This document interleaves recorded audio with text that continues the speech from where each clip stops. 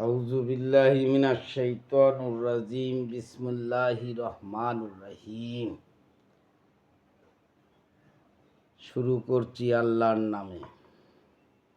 হে আল্লাহ, আজ সারা পৃথিবীতে বিশ্বযুদ্ধর দাবামা বেজে চলেছে। মুসলমানের উপরে ইহুদি, খ্রিস্টান, ইসরায়েল, আমেরিকা এরা সব সময় ইসলামের শত্রু। ইহুদি সাথে খ্রিস্টানরা, অন্য অন্য ধর্মরাও তারা মুসলমানের এতটা চির শত্রুতা করে না যা করে ইহুদির বংশ, তারপরে খ্রিস্টান।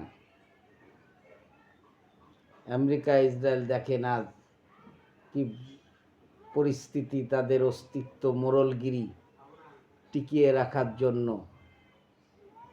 এতদিন ফিলিস্তিনি গাজাটাকে একটি স্বাধীন সার্বভৌমত্ব রাষ্ট্রকে, আল্লাহর পবিত্র ভূমি, নিরস্ত্র গাজাবাসী ফিলিস্তিনিদের প্রতি ইসরায়েলকে দিয়ে কিভাবে গণহত্যা, আজ 2 বছরের ঊর্ধ্বে গণহত্যা চালিয়ে আজকে সারা বিশ্ব মানবতা যখন সোচ্চার, মুসলমানদের জন্য না, তার ইউরোপীয় রাষ্ট্রগুলা যখন অন্যায়কে কেউ ধারাবাহিকভাবে প্রশ্রয় দেয় না, এটা বুঝতে পেরেই ডোনাল্ড ট্রাম্প তড়িঘড়ি করে যুদ্ধবিরতিতে সমর্থন করেছে এবং যুদ্ধবিরতি ঘোষণা করেছে। কারণ ইরান কিন্তু বসে নেই। ইরান জানে যে ওই আমেরিকা, ইহুদির বংশ, ইসরায়েল দখলদার, ইসরায়েল জায়নবাদী নমরুদের বংশ, ওরা কখনোই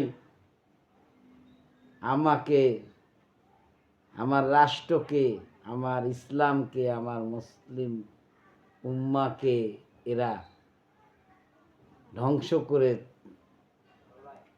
হত্যা করে যাবে। তাই ইরান অনেক আগেতেই আমেরিকার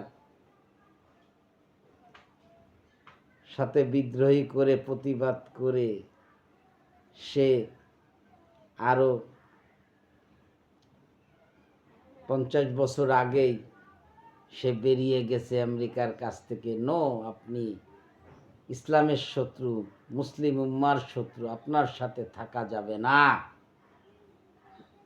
তাই যাক, তারপরেও আমেরিকাকে ধন্যবাদ দিই, যুদ্ধবিরতিতে গেছে, নিরস্ত্র নিষ্পাপ শিশু হত্যা, তারা অনাহারে না খেয়ে কষ্টে জীবনযাপন করছিল, আল্লাহ সে থেকে মুক্তি করেছে।